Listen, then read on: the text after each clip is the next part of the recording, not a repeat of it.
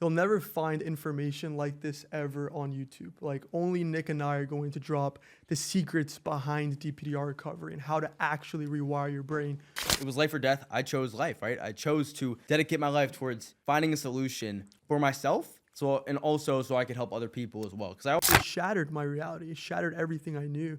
It feels like you're in like third person or like living in a video game. I recovered in 5 weeks. For everyone who's been through it, it is the most scary thing ever. You can choose after watching this if you're going to be stuck with DPDR or if you're going to make a change and actually recover and have a story to tell. All right, what's up, guys? I'm Andres Wolf, founder of Reality Reconnect. I myself and my team have helped 129 people make a full recovery from DPDR. And today I'm with my guest. My name is Nick Dorenzo. I'm the founder of the Highest Self program, and I help people effortlessly, fully overcome DPDR in weeks. Absolutely. Let's go. And today is a very special day. Today's a special day because you'll never find information like this ever on YouTube. Like only Nick and I are going to drop the secrets behind DPDR recovery and how to actually rewire your brain to fully overcome this. And I want to take a second to say how just special it is to have this opportunity, have this platform to even talk like this, because Nick and I used to be literally just like you guys. Like literally not that long ago, a year and a half ago, we were just like you, also on YouTube, searching up how to overcome DPDR, how to get rid of derealization. And now we have the platform to actually help you watching this right now. So it's awesome. So Nick, I want to start with you. Like, what was life like before DPDR? Yeah, so before DPDR, life was just completely normal life. Like I played sports, I was just a normal kid, like, high school, middle school, like my whole life was just like textbook, just a normal kid. Life was honestly just like a normal life. I never really experienced, anxiety, any of those things before this. And that's why it was so drastic. And it really, because I used to almost, make fun of anxiety and these things. And I never really understood people. 100%. And that was the thing. Yeah, I'll second that. I was like the same way. Like growing up, obviously I played sports, a lot of tennis, just dedicated my whole life to tennis. And I always heard like of mental health and like depression, anxiety, but I was like, I couldn't understand it. It was kind of like another language to me. And when people would have bad experiences with, for example, weed, I would be like, why? Like, what are you talking about? You know what I mean? Yeah. And then everything shifted, but yeah, go ahead. Yeah. So, throughout my life, like it was, so like what really caused it for me, what caused it for me, I'd say was, I want to go into like how it first started. So when I first experienced DPDR, it wasn't like sudden, a lot of times people say, panic attack or huge moment, like that one specific moment. I had that later on, but for me, it was mainly like I would smoke weed and I would experience these feelings, and it was like on and off, and I didn't really understand what was happening. It felt like there was like almost like a fog over me. So it took me, years of that, and then that faded away. Okay, so I kept going on with that. I kept dabbling. I kept experiencing those things, and all of a sudden, I was at a football practice, and all of a sudden, I felt these feelings, just like I thought I was gonna pass out. I had these crazy visual like symptoms, and I would see things, and I went to the trainer, and I would ask him, like, he was giving me things for like my blood sugar and all these things. I had no idea what was happening. Yeah, like the blood sugar thing. And turns out I went home and I chugged Gatorades and stuff. Went to the hospital. All these things happened, and yeah, it was at the end of the day, like I had no idea what was going on, and then the hospital told me I was completely fine. So that was like the turning point for you when you first experienced it, like really bad. Yeah. I feel you. And we share a very similar story that we were smoking weed before this, and like maybe about like 75% of my clients, I'm sure your clients too, come to you with, they've been smoking, or there was like one bad experience, or it was like years of it, and now it kind of things flipped. And then it just happens, For me personally, it was a panic attack. Like I'll never forget that day, like I'll never forget the day. Backtrack a little bit. I mean, I was smoking a good bit prior to this, like a year and a half of it, and I never had a bad experience on it. Like it was fine. It was great. But then I started doing it like very, very, very frequently. Yeah. And then I dabbled in some mushrooms. And from there, the mushrooms it was a great experience I had on them, but like I kept doing it, and I was smoking at the time, and all these things added up to where my nervous system hit that point where it just, it just snaps. And that's the night I had, literally, where it was like the most terrifying, horrible night of my life, where like it was horrible. I thought I was gonna die. Like I had already texted my best friend, like, I love you, but like it's time for me to go. Texted my girlfriend. Like, I truly believed I was gonna die that night. And then my friends came in and they were like, what's wrong? And then they're like, oh, you're having a panic attack. And I was like, what's a panic attack? This is not a panic attack. Like, I'm dying. Like, you don't understand. My brain's broken. And I kept saying that all night. All night, I remember I kept repeating it to my friend, like, bro, you don't get it. My brain is broken. Like, it's never going to be the same again. And that's the first time I experienced those horrible intrusive thoughts, like the existential thoughts where I literally thought, like, I knew I was in my room, or I was in the room I was living in, but it felt like I was in like a horror movie. It felt like I was in a nightmare that I couldn't wake up from. It's terrible. Yeah. Dude. And that's very similar to like my experience. And I don't think I went like as in depth. Like when I first started to experience these things, like I thought like every single day for like the first, I'd say, month of even experiencing it, I thought like literally something terrible was gonna happen. I had crazy thoughts like I was gonna disappear, and it was just like, it's so hard to explain because you don't have anyone else that has been through it, does relate to you, and it's like you're the only person in the whole entire world experiencing these things. 100%, and that's one of the worst parts about it. Like, and still, like, even months after I had that experience, like, I genuinely believed I was the only person in the world going through this, and that's why I think what we're doing right now is so amazing, because like it'll show people that they're not alone. And that if there's one thing I want people to take from this podcast, obviously how to overcome it when we talk about it later, but like, you're not alone. Like, I promise you, everything you're going through, I don't care how crazy it is, and we'll go through all the symptoms in a sec. No matter how crazy it is, like, people are experiencing that. You're not alone, Absolutely. So, after that day for me, it's kind of when the disconnection started. I woke up foggy. I felt like I was living in a movie. I felt like my eyes were like, vision was staticky. Almost felt like I was still high, but it was impossible. Days went on. Wasn't getting any better. And we all know the researching rabbit hole. That same day, that day was the worst researching ever. Like, Reddit, Quora, YouTube, TikTok, Instagram. People are probably doing that right now. That's how they stumbled across this video, honestly. And we get that. Like, I know what that's like to feel like, holy crap, like, my life is over. Like, there's this thing called DPDR, and I have it. And, people have had it for 10, 20, 30 years.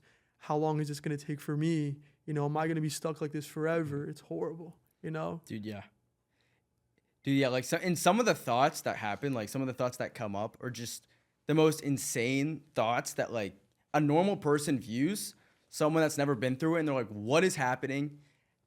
Like, what are you talking about? And that's why a lot of times when you're experiencing these things, when you have these symptoms, trying to even like, I never even really explained it to anyone. It was almost like this hidden secret that I just experienced every single day, because trying to put it into words and actually explain what was going on, it's no language for it. It's a feeling, and it's something that you can't put into a language. So it's like, it's when you're going through it, it's like there's nothing wrong. People could ask you like, what's wrong? And you're just like, my reality's broken. Like, that's what I was telling you the other day. Like, you were bringing up the same point, and I was like, the way I would explain it, if I had to, but I didn't, like, my reality's broken. Everything's wrong. There's not a single thing right. I don't know who I am. I don't even know why I'm in this body. Like, I don't even know how I'm seeing things through my eyes right now. Nothing feels real. It's horrible. So while we're on that topic, I definitely want to bring up all the symptoms that we experience, because like I said, if there's one thing I want people to know, is that their symptoms are valid. They're normal. We've been there. All our clients have been there. Bottom line, of course. So let's start with, just off the top of my head, one of the worst symptoms I had was just feeling like things aren't real, quite literally. Feeling like the derealization aspect of things, where everything around you just doesn't feel real. So you can start things off. Like, how did you experience that? The symptom of like nothing's real, by far, like one of the most common, like obviously derealization, but it's surreal too when you look at like your own hands, and it's like depersonalization. Depersonalization. And things around you, like you hold an object and you're just like, things just look weird, or like 2D vision, like the unreal feelings. Again, there's no words to really put it into words. It's a feeling. And when I went through it, like, no, I would remember, like, I would either, it affected me the most personally, like when I talked to family members or friends that I knew really closely, because it was like, they don't look real. How? And then you start to question these things, and it's almost like you start to spiral, and you're just trying to figure out why this is like it shouldn't be a thing, right? Like you get these thoughts of like, why is this even happening? Why is to it a me? thing? Like, yeah, like And why is this a thing? one of the things I struggle with the most is like, why don't people talk about this more? Like there has to be something wrong with me, because there's like in my head, like there is no way there's other people experiencing this, and this isn't like a breaking news across the world. I swear to God, that's how I felt. I was like, if I can experience this, and people claim they experience it, why is this not like straight up breaking news? Because it shattered my reality. It shattered everything I knew.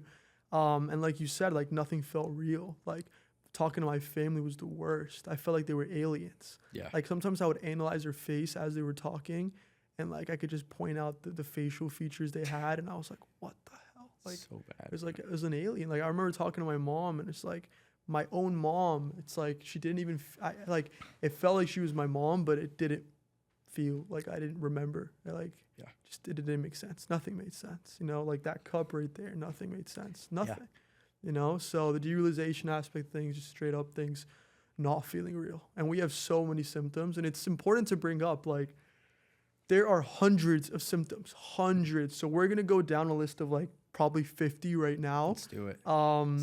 But there's so many, and there's certain ones that are undescribable, so you can't even put it into words, you know? Let's talk about depersonalization. Feeling like your own body isn't real. Feeling like you don't know who you are as a person. You know, how did you experience that? So depersonalization, there was a period to where it was like strictly, like I've been in many waves of the derealization, depersonalization, and I've had like stages where it was just depersonalization. And I have to say, like, that was so terrifying. And a lot of times it feels like you're in like third person or like living in a video game. You'd like wake up, and I remember it hit me like first thing in the morning so bad. And like even I hold my phone, and it was like I'm not even holding my own phone. So depersonalization was by far one of the scariest things.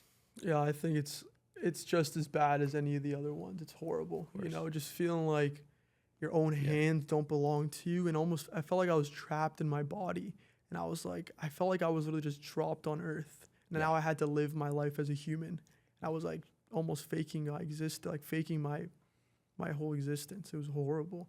You know, even like down to like looking at myself in the mirror. Like if I looked at myself right now, I would freak out, because I was like, who is this person? How are they talking? How are my hands moving? How does my brain connect with my feet to move? And how do I walk and run? Obviously, that's part of the existential side of things, the hyper-awareness too, but the depersonalization was horrible. Feeling like you're floating behind your head, like things are like third person, and like you're moving your hands, but you're like controlling a human that's moving his hands. Horrible. It was like the depersonalization when I was talking to people, for me especially, hit because I would like, it wasn't even like me speaking. I didn't even mention that one. So like not even feeling like I'm the one talking was honestly the most uncomfortable. It's hard to explain because it was just extremely uncomfortable to the point where like it just never went away for so long. And I thought that it would last forever. And and that's one of the things too, is like you experience these things, and it really feels like in the moment this isn't something that will ever go away. It seems impossible to go away. You don't even remember what it's like to not have it. Impossible. I believe like that was my self-limiting belief for so long, and that held me back in every area of recovery. It's like I genuinely thought it was impossible. So like that's why even when I would search up on YouTube or TikTok and like these people claim they had it, I just wouldn't even believe them. And that was the worst thing. It's like I couldn't even believe. I felt like people were lying to me. You know, if I saw something like this, hopefully I wouldn't have thought it was a lie, but I genuinely thought like it was impossible that they have what I have. Impossible. And it's impossible to recover. Like this is permanent. You know? Dude, It's like, the worst. The fear of permanence is one of the symptoms. So let's talk about that. You know? Like genuinely believing it was never going to go away. It's a symptom of DPDR. Like so many people, you know, will reach out to me specifically, and they're like, this is going to last forever. But no. Like my experience is different. I'm telling you, every single person that ever goes through DPDR, that ever reaches out to me and Andres, we have to understand that like each and every single person, including us, thought that it was permanent, it will last forever. Special. That Yeah, we let's was talk about that. exceptional. It's another fascinating symptom Yeah. that we've all been through. It's like feeling like we are special, feeling like our DPDR is somehow different, special, or like Nick doesn't have a symptom that I have, and Andres doesn't have the symptom that I have, and that's another thing that fucked me over so bad. Yeah. Because I kept looking down YouTube or anything to try to get the perfect person to match my exact description, and if anything was off, even a tiny bit, I would be like, nah, mine is different. And that's what I'm telling you right now. If you're watching this and you have that mindset, that will single-handedly take you down. That will single-handedly force you to never recover.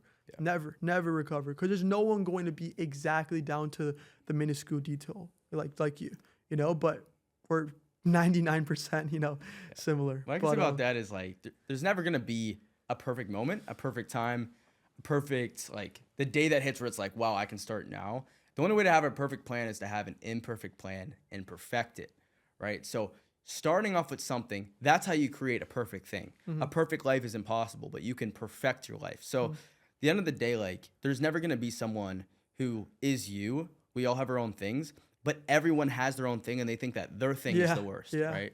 That's it. And it's funny because like I get thousands of messages and I promise every single person, like probably not. There's actually been a couple in my program who are like, oh, I actually didn't think I was special. Like I saw one of your clients and they were exactly like me. And I was like, okay, that's actually great. But 99% of people like think that their case is special, different, too far gone. Like their brain is broken.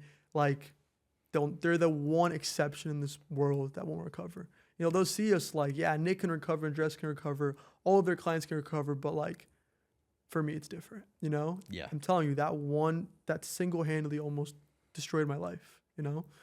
So, that's that.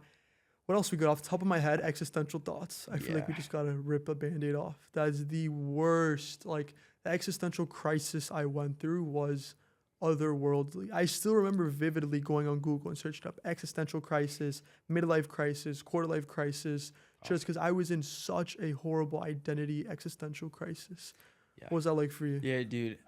Existential thoughts were so bad. And it's like, if you guys don't have DPDR, for anyone who has never been through it, I'm sure like everyone has it, but the way to describe that to someone who hasn't been through it is like when you smoke weed and you start questioning your existence, but every single second of the day, all day, every single day. And, for everyone who's been through it, it is the most scary thing ever because, for me, like I would think about like it sounds ridiculous. I'd be up so late. It'd be every single day. I'd think about death and, my relationship with God. I was super, super close to God. Like before, I wouldn't say super close, but my faith was super important to me, and that started to fade away because I started to question like, why am I going through these things? And for me, I was scared of death. Like that was my thing. I'm sure. I talked to you a little bit. You said like yours was a little bit different than that. Yeah. For me, I was terrified of dying, and because I was just so scared of. I would be afraid to live, but afraid to die. So I was just. I think that's funny because like I was scared of my existence. Like I had a fear of existence itself. Yeah. So like sometimes where I would like become aware that I was alive and that I existed, that used to freak me out so horribly. Like so horribly. When I would just like. That's why I'm saying when I would look at myself in the mirror sometimes and I was like, wait, like I'm existing. I'm a human in this body. Yeah. And I have hands and I have like XYZ. It would kill me. It would destroy me. And just the existential thoughts, it was like a crisis 24/7. There's no other way to explain it. It's like an existential loop 24/7. Like the intrusive thoughts, the existential thoughts, like questioning. It was the weirdest thing where I would question, like, there was times where I genuinely believed, like, I would phase through walls. Or, like, I believed, like, I could, like, just fall through, like, the cracks of the universe. And, like, I would enter a black hole. It was horrible. Like, I was like, why do humans exist? The concept of humans messed me up for so long. Like, the concept of how we're here, why we're here, and, like, the fact that we're, like, technically, like, a species. And, like, we were, like, a life form. Yeah. And we had houses and cars and civilizations and countries, and we had flying tubes going through the sky called planes. Horrible. Yeah. It was horrible. It makes you feel unhuman for sure. Bro, that's the best way to describe it. Yeah. And I think that's the worst part of DPDR. It takes away humanity. It takes away normalcy as a whole. Yeah. So you're just like living, but not living. You're just existing in this body from a third person POV, completely disconnected from reality and from everything you've once known. Absolutely. Dude, it's the most uncomfortable thing. And I do want to talk about another symptom. My worst symptom, I'd say all the time. So it was existential thoughts, but visual symptoms for me were so bad because it made me really believe that, you know, like it wasn't DPDR. You know, you look at all these things in visual snow syndrome, HPPD, all these other things, you start questioning, like, is this really DPDR? And then also it reminds you, like, because you wake up and the first thing you see is the staticky vision in your eyes. 100%. And it freaks you out. And then you're always reminded. It's like, I used to always say, how can I forget about something that's literally right in front of me? That's like the worst part too, just because of how constantly it reminds you.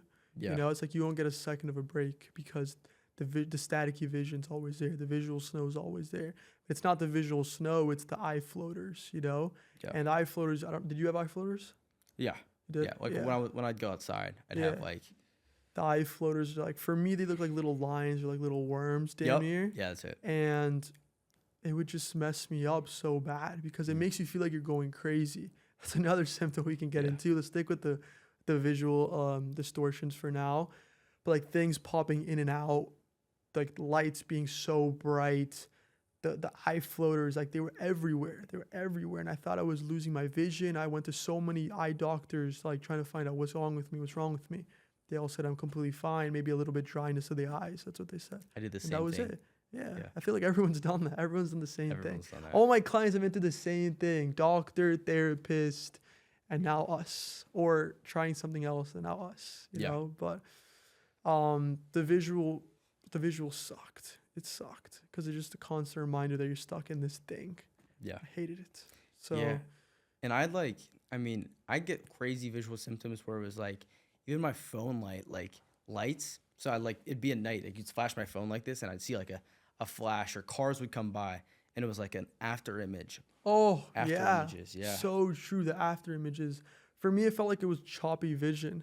Like I would move my head, but then it would kind of like delay. Like every time I moved my head. It was like low frame per second, quite literally. It was terrible. We definitely touched on the visual symptoms there. Now feeling like you're going crazy. I feel like I have to bring that up just because it was one of the worst symptoms for me. Like genuinely feeling like I was schizophrenic or I had psychosis or I was just, my brain was broken. It was horrible. You know, there were so many times where like I genuinely like came to terms with the fact I had some type of psychosis, schizophrenia. Like I still remember the day, like I was in my bathroom and I was like, that's it. Like my life has come to this. I have psychosis or schizophrenia. I was searching up psych wards. There was a couple near me. I was like going on their website and stuff. Bad. Horrible, man. Like feeling like you're going crazy and feeling like you're losing your mind, like you're insane. That's one of the worst feelings. Yeah, dude. Like the schizophrenia thoughts. Terrible. It's insane because your mind's racing, right? Like your mind's telling you all these things, and intrusive thoughts are coming in 100 miles a minute. You know, it feels like you just can't slow down and think about one thing, and that was one of the worst things for me. It was like these so many thoughts, you don't even know what to believe. You don't even know if they're your own thoughts. Like detaching from your own thoughts, terrifying for sure. We can go ahead and talk about that, just the intrusive thoughts aspect of things. Terrible. You know, a lot of my clients come to me with OCD or OCD-like symptoms. It's also important to know, I want to say this, that like every single person with severe DPDR and anxiety has some form of intrusive thoughts. And labeling as OCD can be very, very dangerous. And getting diagnosed OCD, like I have so many clients that come to me who are diagnosed OCD for years and years and years, and they've held on to that label. So we have to do complete identity retraining because they're stuck to that label. But then as soon as they're out of it, you know? Yeah. So with the OCD-like symptoms, what I experienced was just horrible intrusive thoughts, just like about the worst things, you know, about horrible things, you know. There's a lot of people can relate to like the sexual intrusive thoughts, just terrifying, like doing horrible things to other people or to your family members or to yourself, or just literally everything under the sun. Yeah. You know, what was your experience with intrusive? Yeah, thoughts? intrusive thoughts are just like they make you really question who you are. Like a lot of times, you know the symptom of like not even recognizing who you are anymore. It's like when you have all these intrusive thoughts, you're like almost scared of yourself because you get all these crazy things. Like I used to have crazy thoughts, just like most insane, bizarre thoughts of like you could hurt your family, your friends, yourself, 100%. all these things. And what I can say is like if you have intrusive thoughts, someone who's actually been through it, there's no way that these are actually going to happen, right? They're not actually something that is real in the sense of like these thoughts aren't you, and just that fact that you know that they aren't you shows that they're an intrusive thought. And thoughts aren't the problem, right? It's how you responding to these thoughts, it's the way you're looking at the thoughts, it's your perception of these thoughts, and they don't have to be as impactful as they seem to be a lot of times. 100% agree. And I'll second that when it comes to like existential thoughts in particular, something I wish I would have known. The reason why you're getting these thoughts in the first place is because your mind is essentially trying to make sense of this whole state you're in, okay? And when it doesn't make sense of the outside world, it starts looking inward. It goes into an introspective state where you start to question everything. It starts to question everything subconsciously.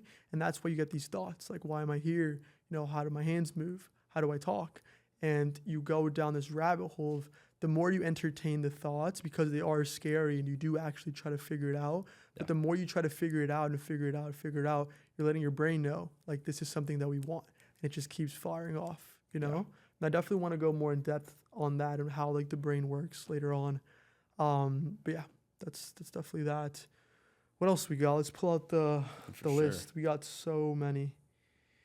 There's so many symptoms to DPDR, guys. So like if you're experiencing anything, there's no such thing like if you're experiencing any symptom, right? Like there's a good chance there are literally millions and millions of people who have experienced exactly what you're experiencing into the depth of what you're experiencing. Yeah, let's fire off some quick ones that we just distorted sense of time. Distorted sense of time, like feeling like just like time it doesn't exist damn near, or like things go too fast or too slow. Yeah, my biggest fear was with the distorted sense of time. My biggest fear was like that time would move so fast that I miss out on my whole life. And I remember saying like, okay, when I'm like my whole 20s, if they go by 30s, 40s, I'm gonna be like 80 years old, still experiencing these symptoms, still going through these exact same things, and nothing will ever change, right? So time was my biggest fear. Was literally living my whole life, living an average, mediocre life, not being able to ever get past that, for sure. Yeah, I can totally relate to that. And then feeling like you're a robot, feeling like you're on autopilot, you know, something we brought up recently. Fear of going crazy or losing control, intrusive thoughts, heightened self-awareness. This goes hand in hand with DPDR. Like, you're just so self-aware of everything. Like, I remember I used to have moments where I become super self-aware of my breathing and my heart rate and then my blinking. And it would just be this crazy, like, I was monitoring constantly how I felt, what I was feeling, the sensations I was going through. And that just spiraled into more anxiety. Did you ever have that? Yeah, dude, like being so self-aware over everything you do, every word you say, being in my head after, you know, not knowing if people think something's wrong. Like I hated like the fact that I had numbness of, I don't think we mentioned the emotional numbness. We're going to, yeah. Yeah, but when we get into that, I get these thoughts and I just be so self-aware of like, oh my God, like why is this happening to me? Why is this going on? Where am I going in life? You start questioning everything and you start noticing every little thing that's happening to you, all of that, man. 1,000%. 1,000%. What else we got? Intrusive thoughts, we just said. Feelings of unreality, feeling like you're living your life through a screen or through a movie. Absolutely. Loss of emotions. We can get into that right now. Yeah. Like, for me, loss of emotions just felt like nothing really mattered in a sense. Like, I was so emotionally numb that, like, I didn't feel love for my girlfriend, for example, which was horrible at the time. Like, I felt so guilty not being able to feel that love I once had for her. Same thing with my mom.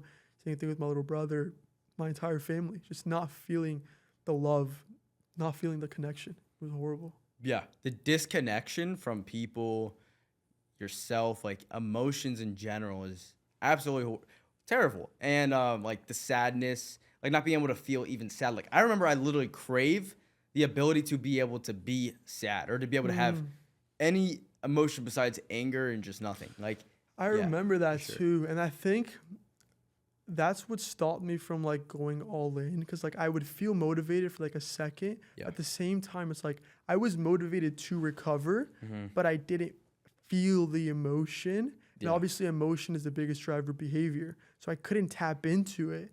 And I would just be like, whatever, like, it doesn't even matter. You're like, it's not Yeah. even worth it, you know?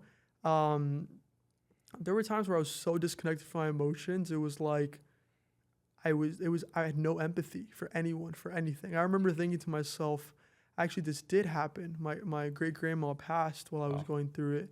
I just like, I saw my mom crying and everyone crying, but I was just like, fuck, like, Yeah.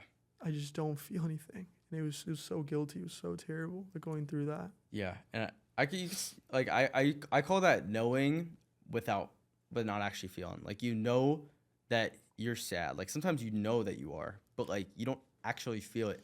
You know that you should. And I've seen a lot of clients, and I've had similar things of this. Is like you're in a relationship while you're in these emotions, and it's like you don't even know if this relationship is for you or if. 100%. And you start questioning things about the relationship. It can almost ruin relationships too. It's like- 100%. Like I have one client right now who she's very new to the program, but she's very hyper fixated on how she feels about her partner, and it's ruining her life. You know, we can call that ROCD, relationship OCD, or we can just call it for what it is, which is like you're obsessed with your relationship, and it's very common. It's actually very common, way more common than you would think. Just be really hyper fixated or focused about your partner, like anything else in life, you know, like it really sucks. So yeah, I think we covered that pretty well. What else we got? Not recognize yourself in the mirror or with people in your life. Obviously, depersonalization, experiencing the world as dream-like. Yeah, a lot of people experience DPDR as like they're living inside of a dream or feeling like they're still dreaming. Yeah.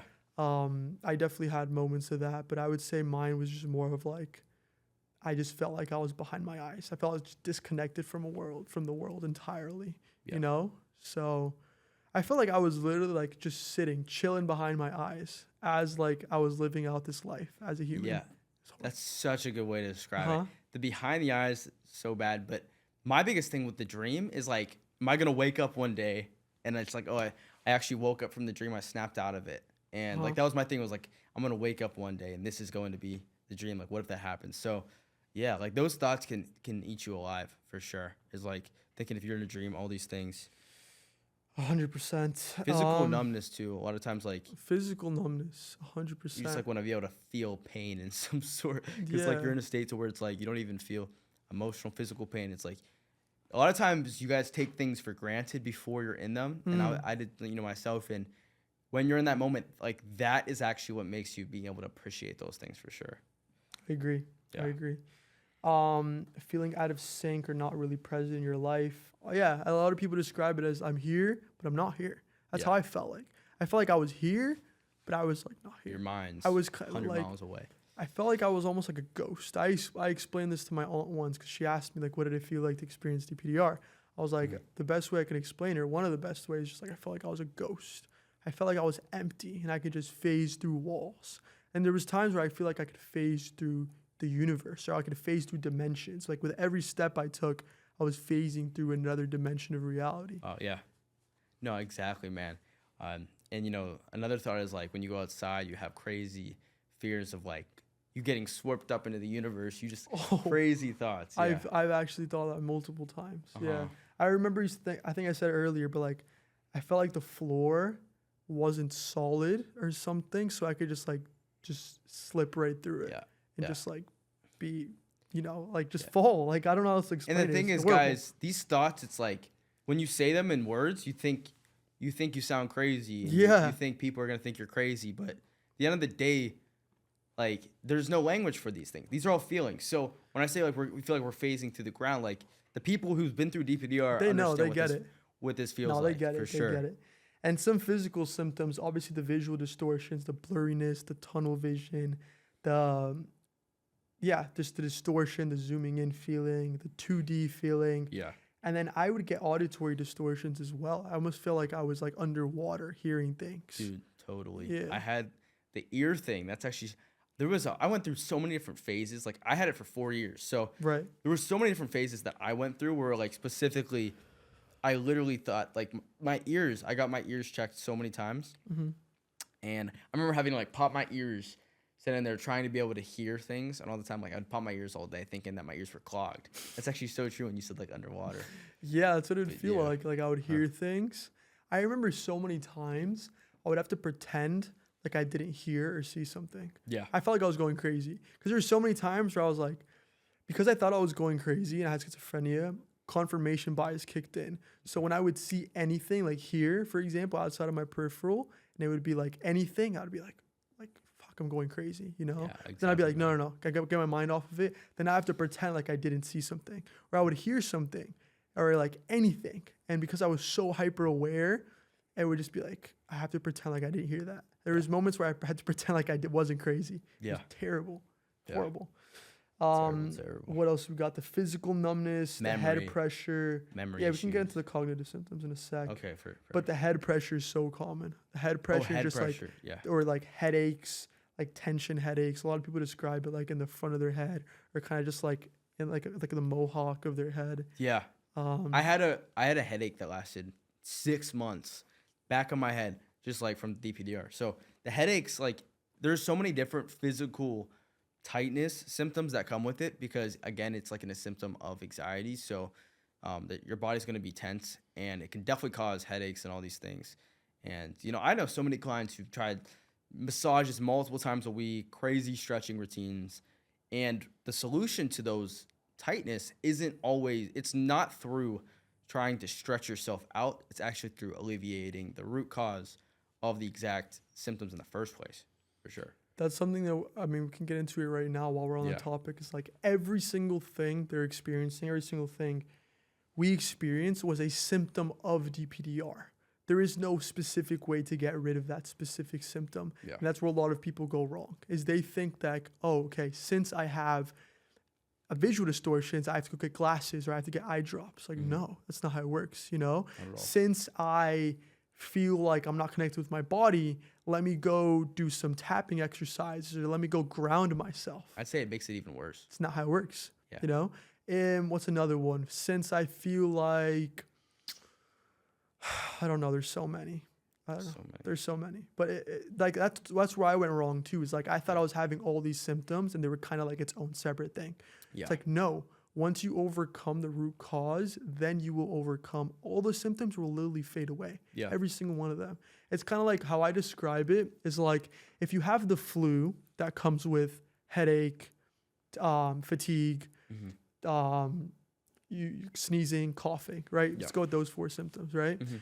But you're not necessarily, when you have the flu, you have the flu. So you're not necessarily trying to get rid of your headache, And you could take some Tylenol, it'll probably fix it. But you're not necessarily like attacking the symptoms. You're like, okay, I have the flu, so I have to go get flu medicine, But with DPDR, it's the exact same thing. You're getting all of these symptoms. You don't have to attack every single one of them. That would be impossible, right? Yeah. You have to attack the flu, attack the DPDR. And once you do that, all the symptoms go away. Exactly. Like it never happened, quite literally. That's exactly it. Yeah.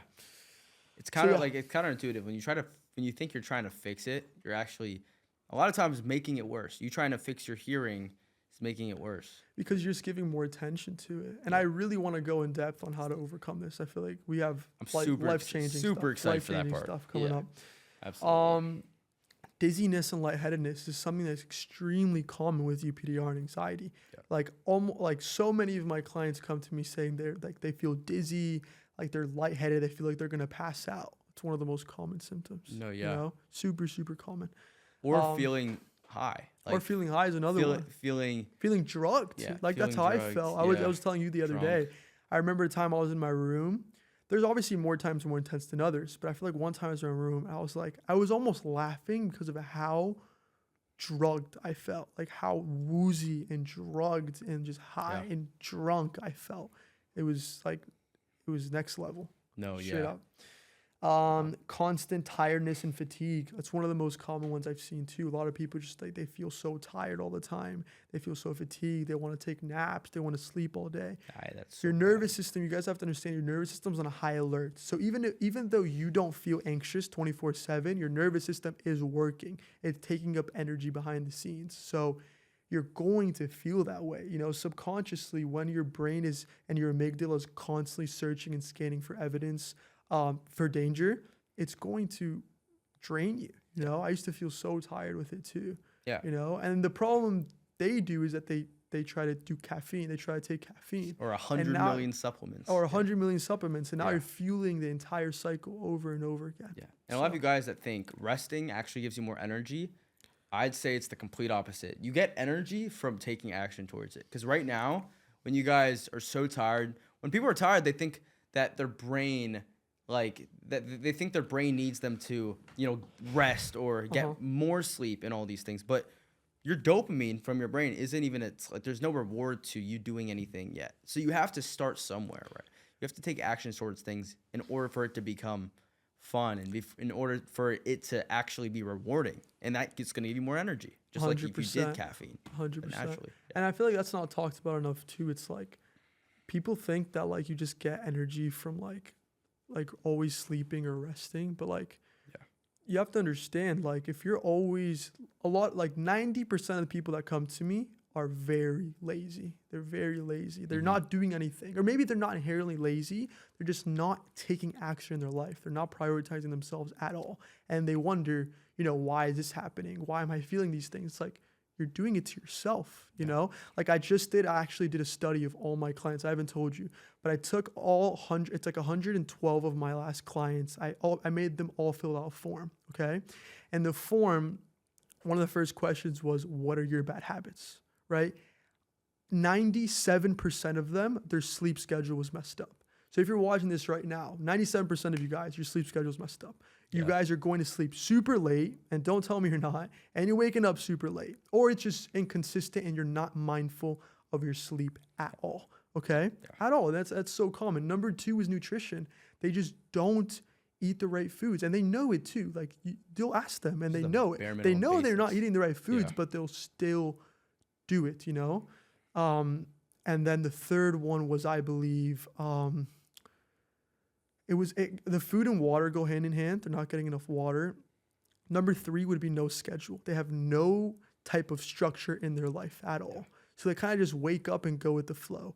And I was a victim of that. I did the same thing. For so long, I would just kind of wake up and I felt like life was taking me instead of me taking life by the horns, So we're getting into like coach mode. I feel like before we get into full coach mode, we need to do something else. But that's just something. I'm so excited for full coach mode. I'm so excited for full coach. Wait, is there any more symptoms we want to cover just for the people that want to feel heard?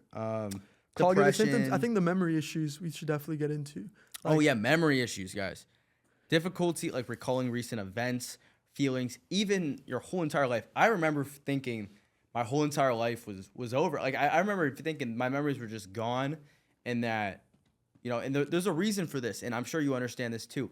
State-dependent memory. Of course. So the reason we feel like our memories are gone is because your memories are based off of your emotional state. So if I'm like super happy, my thoughts are going to be in the state of like times to where I was happy, and it almost feels like they last forever. So the reason that you experience memory problems and it feels like it's been forever is because that is your state. Your state is in a state of panic, fear. Even if you don't think you're experiencing anxiety, but just DPDR, they're all related. So when you're thinking thoughts, you're only remembering times of that you were in the state. So sometimes it's impossible to feel like, you could be recovered, right? 100%. It's actually the biggest phenomenon, I think, is just state-dependent memory, because when you're stuck in DPDR, that's why it makes you feel like this is going to last forever, because there's no hope. You don't feel hope that it's going to get any better because you're stuck in that state-dependent memory bubble, right? But I'll give you guys an example of like sometimes, or like an example of how they've actually experienced this. A lot of people have gone through a bad breakup, right? When you go through a bad breakup, the weeks that follow, the days that follow, I mean, if you're going through a really bad breakup, you'll hear people say like I don't know how I'm gonna live. Like I can't live without them. Like they were my life. They were everything. You know, I can't do it. I'm done. It's over, right? And if you constantly fuel that, it'll get worse, right? But what happens? People just go and live their lives again, right? And because their brain is interpreting new information, their brain essentially gets rewired, right? But with DPDR, since it's a 24/7 type of overwhelming, intense thing, they refuel the cycle until it never goes away, right?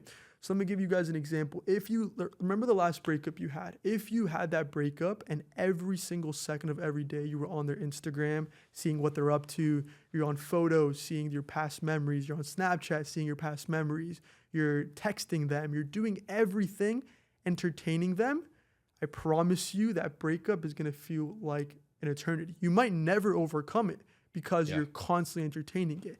But if you let go of doing that and you live your life to the fullest, your brain has no choice but to replace all that information. And inevitably, you are going to get over them. And that's why, you know, we've all gotten over our exes, right? Yeah. Unless some people haven't because they entertain it, quite literally. Yeah, just like people haven't overcame derealization. But the same idea. Also mention, like, when you're fully recovered, it's the same thing. It's hard for you to remember times to where you had DPDR. You don't even remember what it feels like. It's like you have times where it's like we know what it's hard to understand the feeling to the depth. Like we know what it feels like, but you don't feel the despair that's attached to it. Because just like when you were in a breakup, when you overcome the breakup, you no longer feel the emotions of like being so heartbroken. Yeah, and another example for that, like something I wish someone would have told me, because I thought like I would listen to stuff like this and I would probably be like, yeah, but like they don't get it. Like this is so bad. I'm never gonna forget about this. Well, you said the same thing when you broke up with that girl or guy 5 years ago, you know? Yeah. Like we all remember our first breakup or like our middle school crush. Do you still feel the same way you did for that person? No. You can go back on your messages or go right now, look back at your old memories with your old messages with your ex. Yeah. When you said, I love you so much, you're my world, I'll never let you go, XYZ.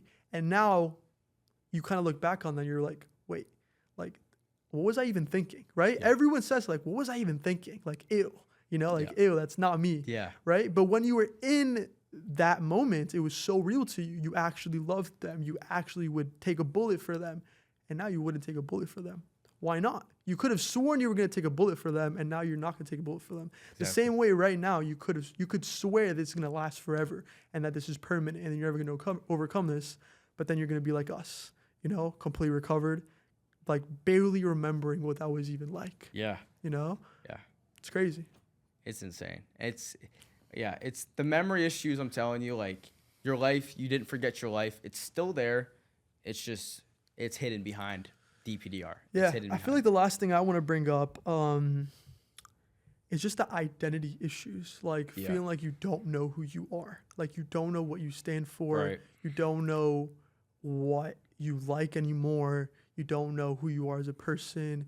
Like sometimes it gets so bad, like you even question your sexuality, like things like that, because you're going through an identity crisis essentially. And I went through that. I know how terrible it is to go through like identity problems, feeling like you're not who you were before, you know?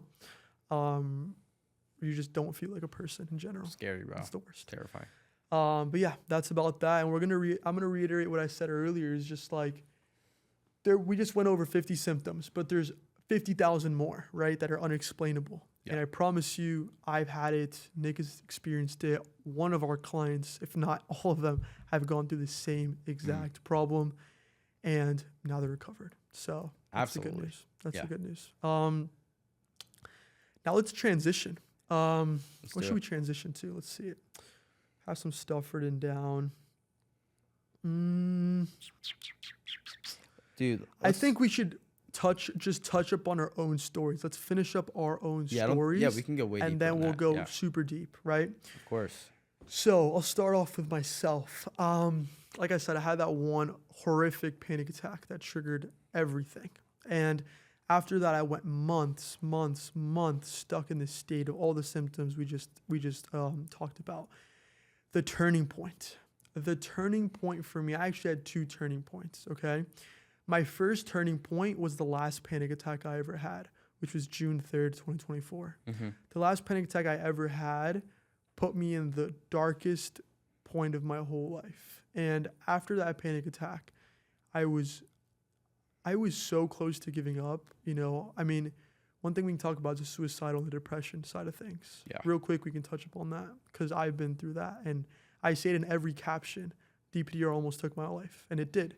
Because I got so suicidal and the existential thoughts got so horrible that there was no point to live anymore. There was no point. And I remember even thinking like how I was going to do it, how my family was going to think, just like everything replaying in my head, like news, even like everything. And it was just, at that time I was entertaining it because of, it just felt like there was no way out and there was no one talking about it. There was no one that could help me. I had no coach, no therapist, no nothing. Because the thought of living it for the rest of your life, like, it's so much worse. Yeah. It was so much worse. The pain of staying in that state was so much worse.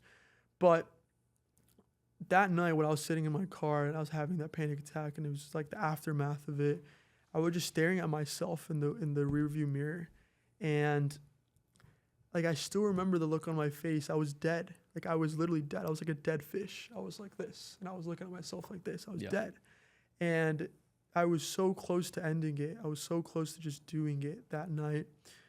And I think the only thing that got me back in my house was like the slight delusion that I had. I was like, what if I can pull this off? Like, what if I can overcome this somehow and I can tell this story? And this could be my moment, you know?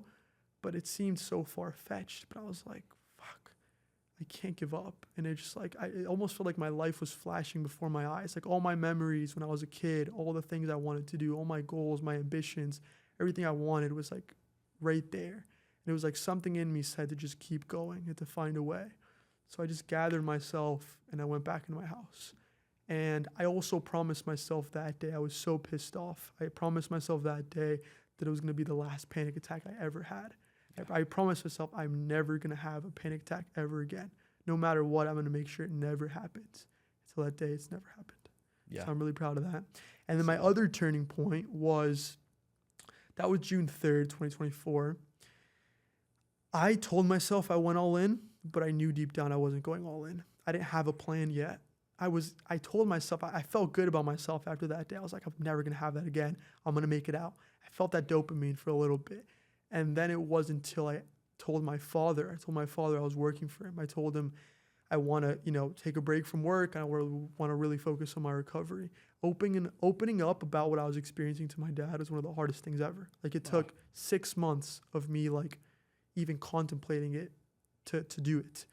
And when I did, that day was the game changer. So now we're going to go fast forward to June 8th, 2024, when I was telling my dad what I went through.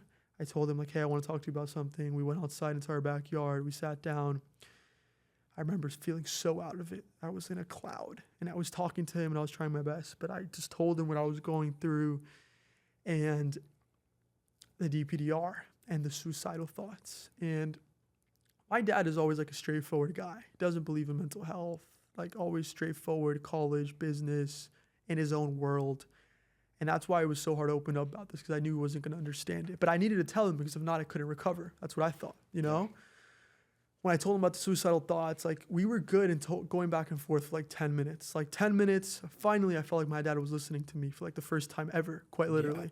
And it just took a turn for the worst. It's like, I don't remember at what point of the conversation it got to it, but he thought I was making it up because I didn't want to go to work.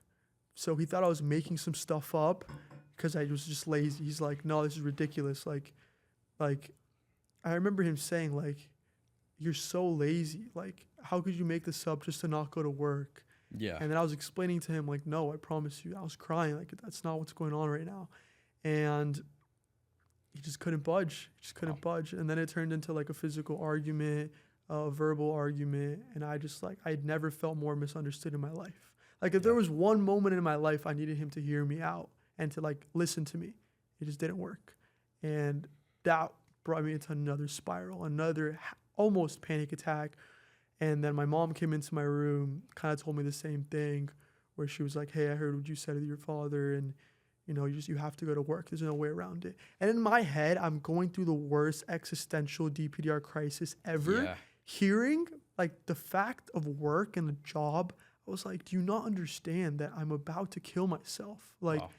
this is like, what is a job? Like, what are you talking about? Like, I'm dying, And just the anger I had and rage I had in my heart towards them, I just blamed it on them. I was so angry. I was like, how the hell could they do this to me? Like, I asked for one thing and they can't even do that. And it hurt me so much. Like that day, I was literally contemplating like killing them because I was in that mindset Wow. where it didn't matter. Nothing mattered. Nothing was real, and I was so angry. I was like, I'm either gonna go into a psych ward tonight, I'm gonna kill them, or I'm going to kill myself, or I'm gonna find a way to make it out. But I promise you, that day was a turning point for me because the rage I felt, I felt genuine like rage. Like I could burn down a building type of rage. Like I was like the Hulk rage. It was horrible. But long story short, I gathered myself for like 30 minutes. I was contemplating living the rest of my life like this. Like I remember it vividly. I remember being in that victim mindset so vividly. Like I remember just being like, yeah, I mean, I could just claim I'm mentally ill. I can go to the psych ward and I can live off my parents for the rest of my life. And I don't have to do anything. I don't have to work. Yeah. And it was a terrible thought. But in the moment, I was kind of happy. It was like relieving that I didn't have to live with like this burden of making something out of myself or living anymore. But then 30 minutes later, I felt so disgusted with that idea. Like knowing that I wasn't going all in and I was being so mediocre in my life. And it just bothered me so much to the point where it's like, fuck that. I can't let that happen. Like I have so much to live for. And even if I don't feel it, I know I can do this somehow. I just know I can. I have to find a way to do this, And ever since that day, I just made a decision that I was never going to struggle with this anymore. Like this wasn't going to ruin my life anymore. And the rest is history. I woke up the next day, that same night, I made an action plan on my phone, exactly what I was going to do every single day. Stuck to it. The next day, woke up 5:45 a.m., got to work straight up. And then the weeks that followed were tough to say the least, right? But that's like basically my turning point. We'll talk about our journey. I want you to talk about your turning point though. Yeah. So for me, I was in the state where I had it for years, right? I had it for 4 years. It was every single day. It was 24/7 all day, every single day. And for me, I felt literally like to a T, like what you described when it was like, you did not want to live anymore. Like you had thoughts of literally like wanting to kill yourself, just not wanting to live anymore. And for me, the pain of like going through life was so bad. And it was so much worse than me, just figuring it out, right? So it got so bad to where... Right, like the pain of staying the same was worse than the pain of change. Yeah, exactly. And that's where the magic happens. Like I believe you have to get to the point of life or death. I do, because I've seen it happen. If you truly want to recover as fast as I did, 5 weeks, as fast as my clients do, you have to get to that point. It's a non-negotiable. It's either life or it's death. Absolutely. Yeah. And you got to that point as well. Every single person, all my clients that have made incredible transformations in their lives, life or death before joining. The life or death mindset. Simple. So, yeah. So another thing too is like while I was experiencing it, people have I didn't tell anyone really. I mean, my mom knew about it, and my dad knew about it. But like after a while, I kind of just gave up because I thought it was like the visual symptoms. We first thought HPPD, visual snow syndrome, all of these things. We just kind of gave up looking for it. And for so long, like every single day, it was all I was thinking about. It was all I wanted to do was think about another thought. But I got to a point to where, it was the life or death. Like I did not want to go another day. And that's where I literally, it was a prayer. I made a promise with God and I was like, never, ever, if you could give me one more day to where I could feel emotions, I can be able to live life, live in the present, not live in the future or in the past, just always regretting things. If I could move on from this and actually go out and live a life, I'll never take a day for granted. I would actually do something with my life. So at that point, I quit all of my vices. So during this time, I was still doing weed. I was kind of abusing my ADHD medication, porn, nicotine. Like I was just trying to escape the way I felt, right? So many different things I was doing just to try to escape how I felt internally. And in that moment, it was all. I dropped everything at once. Dropped it. Um, And before you continue, I want to bring something up because I just got this like big emotion wave of feelings. Like, Nick, we did it, bro. Like Yeah. we did it. Like I almost about to cry, crazy. bro. Like, jeez, I feel so grateful because crazy. like going back into that state of that day where I was just talking about, like I genuinely believed like it was over for me, and I Yeah. genuinely believed like I was gonna have to kill myself. And now I am here like a year and a half later. I've helped so many people overcome it. You've helped so many people too. You overcame it yourself. Yeah. And like, bro, we made it happen. Oh, bro. I'm really proud of you, man. I'm really proud of myself too. You Like too. that day, like life or death, like life on the line, like Yeah. the game on the line, life on the line. We made it happen, and we didn't make Absolutely. excuses, and we found a way. And now we're just inspiring so many, and I think that's so So great. cool. But yeah, continue, man. Yeah, of course. So at that moment, I was like, I made the decision that, it was life or death. I chose life, right? I chose to dedicate my life towards finding a solution for myself. And also so I could help other people as well. Because I always knew, if I could recover, I not only wouldn't take another day for granted, but like I would low key live my life, look for other people, and actually do something with it. So at that point, it was, for me, I've always been having like an obsession personality or all-in mentality, like ADHD, hyperfocus, you can say. I have ADHD, but I don't even believe in like an identity of ADHD because I truly believe like, if I don't want to have ADHD, I can mentally just not have ADHD, just with my own mind. Like, Identity. yeah, it's my identity. So, but you could say like I have ADHD hyperfocus, and that's why I'm so obsessed when I do things. Everything I've ever done has been all in. So when I was when I would smoke weed, it was like that was my whole YouTube feed, my Instagram, like sports, that was everything. Right. I told you I did like a yo-yo competition. Yo.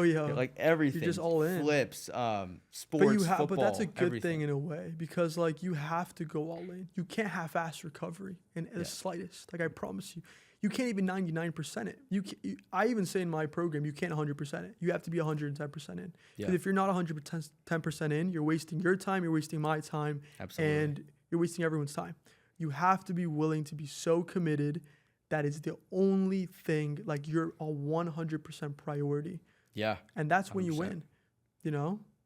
Yeah. Continue. But yeah, so that's where I became obsessed with good things finally. It was finally like all the negative shit that's ever happened to me got fueled into positive input, good things, like things that would actually make me good as a person and feel like I am actually achieving something with my life. So 100%. what happened was I dropped all these vices and I became literally obsessed with self-improvement because the more you level up your life, the more you go to the gym, the more results you start to get, the better you start to feel, the more you actually start to love the process, right? So I became so infatuated with waking up early and just crushing the day. And I remember joining like a fitness program. It's like a fitness group. We would all Right. wake up at like 4:30 a.m. It's not that like you have to do these things, but for me, It that just was aligned aligned. with my higher self. Boom. That was alignment for me. So for me, that's what made me the best version of me. And that was my new addiction. It was every single day. Boom. That was your new obsession. I wanted to become so confident in who I am that my cup was just overflowing for other people. I could help others. I love was it. that. Yeah. I love that. That's powerful, man. And I want to touch on like the all in. You have to be 110%. You have to in. be. You have to be like I'm You have telling to you, be. like in order to work with me, we pre-qualify everyone that reaches out. Like they have to be all in. There can't be hesitance at all. You have to be so done. Before you even hop on a consultation call, we have to know that you are committed to recovery. Because course. truly, like at the point that I'm at, like I only want to work with the most committed people. That's it. Because if you're the most committed person, I promise you, will change your life 100%. And Yeah. we have, and that's what I love. I've loved to work with people who are at the point I was at, all in, life or death, making it happen no matter what, no excuses, none of that, and just going all in. And that's the point you have to get to. Like you have to be, when it comes to like my own recovery, I was so tired of my own shit. Like I was so tired of not giving 110% of my life. I was so tired of knowing I had more to give, but I wasn't giving it. Like it hurt. It almost disgusted me. So like you have to feel disgusted with the past version of you and be like, I never want to be that guy again. Like I don't want, why am I, like if you have one shot at life, Yeah. if you have one shot, why are you living below your potential? It's your one Why life. are you so lazy? That's why I would tell myself, like, why am I so lazy? Why don't I just do the things, you know? And yeah, it's easy to say, like, I don't know what to do. That's so easy to say. Everyone says that, right? Yeah. Do what I did, do what I did. Start off with the basics. Go on your notes app and put 5 to 10 things that you have to do every single day. And it's all aligned to you. It's all personalized. I can't tell you what to do, Of course. but some basics, like we brought up, fix your sleep schedule. Make sure it's on point every single day, right? Bare minimum. Literally, I promise. But the problem is that I went through the same thing too. I was like, yeah, but this isn't going to help. This isn't going to actually work. And it is, though, because right now your nervous system is so dysregulated that anything works. If you just put intention and you apply structure and you apply consistency and taking care of yourself, anything works, Yeah. So like taking care of your sleep schedule, taking care of your food and your water, and having a schedule for yourself every night. That's the fastest way to regulate your nervous system. And that's what these nervous system regulation, these TikToker, Instagram people, like they're so BS. Yeah. It's so Bullshit. BS. It's bullshit, It's so guys. BS. Guys. The best way to regulate your nervous system is giving it safety and giving it structure. If you don't know, proof. if your nervous system doesn't know what to expect tomorrow and doesn't have predictability or structure or anything, it's over. Like it doesn't matter how many times you tap your face or do butterfly hugs. It doesn't matter. You need predictability, you need structure, you need organization in your life. If not, your nervous system's always going to be on alert. And that's course. something I wish I knew. But it makes sense though. Like think about it. Okay, you're going to sleep tonight. You're going to wake up. Okay, you get out of bed. What do I have to do today? You scroll on your phone for an hour or two, and then you're like, okay, I think I have work at 12. And then you get up. You have no morning routine. You eat like shit. You have to go to work. Okay. Then after work, what do I do? Sit on my sofa for a couple hours and do X, Y, Z. You have no structure. You're letting life take you. If there's one thing I want you to take from this, what I'm saying right now is don't let life take you. You take life by the horns and do exactly what you want to do. No? That's it. And that's something that, again, I say with so much passion because I struggled with it because I just thought one day recovery was just going to fall into my lap. Mm-hmm. And that was the biggest mistake I made. Let's start with that, Nick. What are some of the biggest mistakes you made or that you've seen in your clients that they make before they join? Yeah. Biggest mistakes, first of all, number one is looking for solutions, looking for the one magic solution, pill, fix, this one thing that's going to be the hidden cure, the overnight transformation. And as I said earlier, there's no such thing as a perfect plan. You have an imperfect plan and you perfect it through taking action. So it's delaying it, it's waiting for a perfect time, and it's trying to find the one moment, the one day to where you're gonna make the change, right? So looking for solutions is never the way. Another thing that's really, Obsessively looking for solutions and looking for the next thing, right? Yeah. Whether it's the nervous system, whether it's I don't know what else is out there, just a bunch of BS. Yeah. Like one thing I'd say, let's just go back and forth. The number one thing I would say, because this literally would have saved my life, is stop waiting. Stop waiting it out. Yeah. Stop thinking that one day recovery is just going to fall on a silver platter and it's just going to click and it's just going to fade away. Yeah. I got news. It's not going to fade away. It's not going to fade away. If you have a severe DPDR, like real DPDR, to the point where you're watching this video an hour and 15 minutes in, I promise you it's not going to just fade away. If it did, it would have faded away a week, a month, a year ago, And who knows how long they've had it for. There's people that have had it for 20 years. Clients of mine's had it for 10. It's not going to fade away. Nothing changes if nothing changes. Yes. That's it. If you're going to do the same thing every day and you still don't know what to do and you don't have an action plan and you still don't even know what DPDR is and you're still doing the same habits, it's not going to go away. So stop praying that it's going to go away and start taking action. That's number one. Yeah. And I'd say this is huge, knowing what you want out of life and having direction on the person you want to become. Mm-hmm. If you don't know what you want out of life, if you don't know any of the things that the best version of you does, if you don't know how you want to live, where you want to live, the girl or guy you want to attract in life, even how much you're going to weigh, if you don't know the details of like really what you want out of life, things won't happen for you, they'll happen to you. So the perspective and shift that changed my life forever is when I started to look at things and I was like, these things aren't happening to me, but they're happening for me to actually build me into the person that I was really meant to become. And if you guys don't know the person you're meant to become, all these things will kind of just happen and nothing will get out of it. But what I did was I really visualized the person I am today and the person I'm becoming. In doing that, God started to give me things that were negative, but they were character building me. They were building me into the person who could do those things. So what I could say to you guys is like, literally sit here, take, after this call or pause the video, sit here and write down everything you want out of life. Like, how do you want to live? Where do you want to live? I know exactly where I want to be 5 years, 10 years. You don't even know you don't even have to know like where you're going to be when you're, 100 years old, right? But like, just what do you want coming up out of life? Because derealization will actually create you into the person who can do those things. For sure. And I will go hand in hand with what you said. It goes hand in hand with having an action plan, right? Yes. Before the action plan, you need to have a vision and understanding of where you're headed, right? So like I have some of my clients, all my clients do something called understanding your higher self and understanding the best version of you.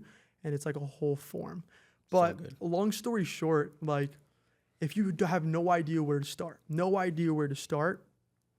number one thing you should do is just close your eyes for 30 seconds or a minute, 30 to 60 seconds, and just visualize what the best version of yourself looks like everything about them, Deep down, and here's another thing, really important thing that I tell my clients too, is that deep down, you guys know what the best version of yourself looks like. Everyone does. I feel like almost everyone does. Almost everyone knows what they should be doing to some extent, right? Like most people say, like, yeah, I should be eating better. I should be going to work on time. I shouldn't be lazy. I should be going to the gym. I should be doing this. Why aren't you doing it? So start with those things, right? But anyways, visualize, what does the best version of yourself look like, right? What clothes do they wear? What morning routine do they have? What job do they have? How do they carry themselves? How do they speak? How do they, what are their habits? Most importantly, because that's things you can't control right now. What things are they doing every single day, right? Yeah. And then you go do those things. It's really that simple to start. It doesn't get more simple than that, right? So I'll read you guys, for example, just so you can be a little bit more clear on this, because Nick is right. Without knowing a direction, you really are lost. Absolutely. The first step, and this is some secret reality reconnect advice right here. Step 1 is identifying your past self. So the first thing I want you to do is take out a piece of paper and be brutally honest with yourself and ask yourself these questions. What bad habits do I know aren't the best for me? You write those down, all of them, all your bad habits, okay? What are you afraid of letting go even though you know you should? You write all of that down, okay? And what labels or stories about myself am I ready to drop? For example, I'm anxious, this is who I am, I'm broken, I can't recover, I'm the special case, all that, right? And write down all of them one by one. And I put examples, right? Poor sleep schedule, procrastination, lack of structure, lack of exercise, negative self-talk, laziness, people-pleasing, making excuses, all of it, right? Once you're done with that list, crumble it up into a ball and throw it across the room, because that is no longer you, okay? And now you have to step into the new version of you, and one of my favorite quotes I drop is that, this is a quote by Alan Watts, is you have no obligation to be the same person you were 5 minutes ago, right? Everyone holds on to this ego and this identity of themselves, like I'm lazy, or I'm late, or I procrastinate, or that's just who I am, That's not just who you are. You can rewire your brain like this, Yeah. No one said you have to be the same person you were after you threw that piece of paper. You can choose whether your behavior is going to align with that person or it's going to align with a new person. And that's kind of how you rewire your brain. We can get more into that. But anyways, you have no obligation to be that person. You are now free to be exactly who you want to be. It's not like one day I'm going to be I remember thinking to myself, like, one day I'm going to be so disciplined. One day I'm going to take care of my health. One day I'm going to start exercising, going to the gym. One day I'm going to get that job. But it's like that happens today, and people don't realize that change is available right now, And then from there is where you go into step 4, which is literally visualizing exactly what the best version of you looks like. And ask yourself, what habits do they do? And then write it on your phone. And then have a list of 5 to 10 things that they do every single day. Get those things done every single day. That's your action plan. Beautiful. Another thing is, what do you desire? If you know what, a great way to hear what the best version of yourself looks like is if you like literally sit here and just think about the things you want out of life, that isn't there for a reason. If you can conceive and believe that something's possible, you can't even imagine a color that doesn't exist. So just you imagining something and just you being able to visualize and comprehend you doing something is living proof within itself that version of you already exists. And when I was struggling, I read so many books about the mind and how it works and really how the whole life works, and every single possible version of yourself is already out there. Yeah. But it's for you to claim that to life. So when it's not about actually becoming the person, it's being in alignment with becoming that person. And you'll know when you're in alignment because life, you just know. You wake up before the alarm, you're wired in the day, you're excited for the day. You, instead of like wanting to sleep all day, you're going to bed at night like literally dreading to wake up the next day and do it again. Yeah. That's a deep topic. That's gonna go over their heads, unfortunately, for most of them. That's why I kept it simple, but it's so true. Exactly what you said is so true. And I want to finish up what I was saying earlier, just to finish up the identity, like who you have to be. Just go through my higher self worksheet. You have to identify their core values, similar to what you said. What do you desire out of life? But one question I added here is, what quality do you admire most in other people, right? And then from there, if someone followed you for a week, what would they say you value the most right now? And what would you want them to say instead? And then what are the core values of yourself, whether it's discipline, whether it's growth, whether it's compassion, kindness, whatever it is. And then how can you live by those values today?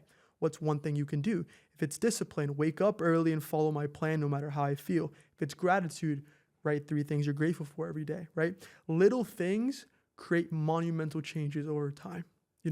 People think, I used to be a victim of this, like, yeah, I can do those things, I'm still not going to recover. You don't understand how the brain works, Let's get it. I'm getting into full coach mode right now, how the brain works, okay? So the brain has 2 primary functions. Number 1 is receiving information. It's a receiver of all the information in your life. Ever since you were a little kid, it's been receiving everything around you. And then it does number 2, it interprets, processes information, and then it spits out an image of whatever it is, So I know this is a cup because I've learned that that's a cup, If I was born today, I don't know what the hell that is, but my brain has learned through experience, through input, that there's an output, right? So that leads me to my next point. Your brain is input and output based. It's like a computer. If you go on Google and you search up how to bake a cake, you have to put in the H, the O, the W, the space, the T, the O, right? And then you're going to get the output, right? But you can control what you type into the computer the same way you can control what you can control in your life, right? So here's a recipe to be a loser for the rest of your life. Recipe to be a loser is wake up late, eat like shit, maybe have a job, maybe not, live with your parents the rest of your life, and have horrible habits, right? If you do those things, by definition, you're a loser, right? Because you put in those inputs and you got the output, right? And if you want to be the best version of yourself, you'll put in the right inputs, the ones you just created, and you will get the output. And that's something about neuroplasticity that a lot of people don't understand. This isn't just like, I'm going to recover one day. This is like you're guaranteeing your recovery, because when you understand your brain, you understand neuroplasticity, it's impossible. It's inevitable. It's impossible for your brain not to rewire itself, right?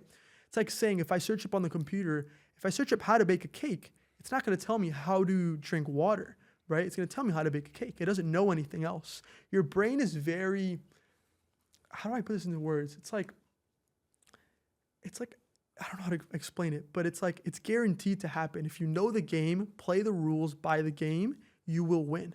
If you know the cheat codes, this is a cheat code right here, because 99% of people don't understand. If you can control the controllables in your life and control the inputs you put into your brain, you're going to get your desired outputs. There's no other way around it, right? So That's my little rant right there, right? For people going through it right now, guys, I understand it feels like recovery is impossible. Trust me, I get that. But when you understand that if you hack into your brain's neuroplasticity, there is 0% chance you don't recover because you know the game.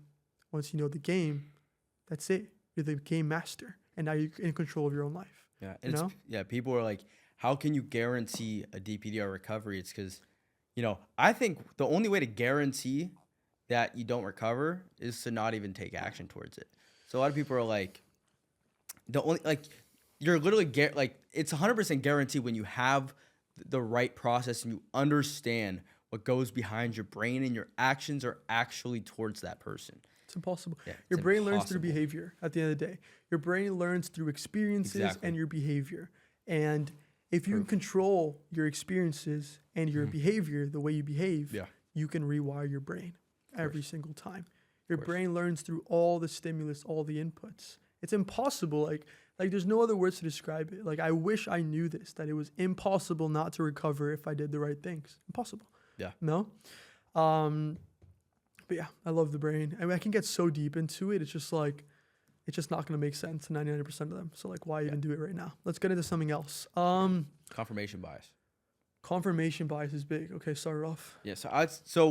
When it comes to your identity, you need to know like to a T what that version looks like. So when that person's established and when you're actively visualizing who that is or you're taking steps towards that, if you say you're something, your brain's going to look for proof that you are that thing.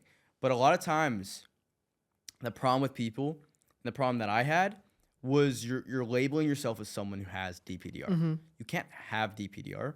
You can be in DPDR. You can only experience DPDR. You can experience That's DPDR. what I tell them. That's what I tell all my clients. Like, you don't have DPDR. You're just experiencing this temporary condition. Yeah. And that's why I like to call it condition, because a condition is conditional. That means there's conditions in place that got you into this state, which means if you change the conditions, if you change the habits, the outputs, the inputs, then you're going to change your condition. You're going to change your state of being. Dude, absolutely. Yeah. And here's where confirmation bias comes in, is your brain will it'll look for every single possible reason to why you have that thing. So you could say right now that I have DPDR. Your brain's going to look for every single excuse and reason why you have DPDR and why you can't recover and why you're the exception, why no one can help you, no matter what. Every single person has these exact thoughts. Also, all of them. Yeah, Like there everyone. hasn't been an original thought, I promise you. There hasn't. Because I mean, I've had 129 clients now. I have hundreds, thousands of people text me every day. And anything you tell me, I've seen it so many times that Exactly.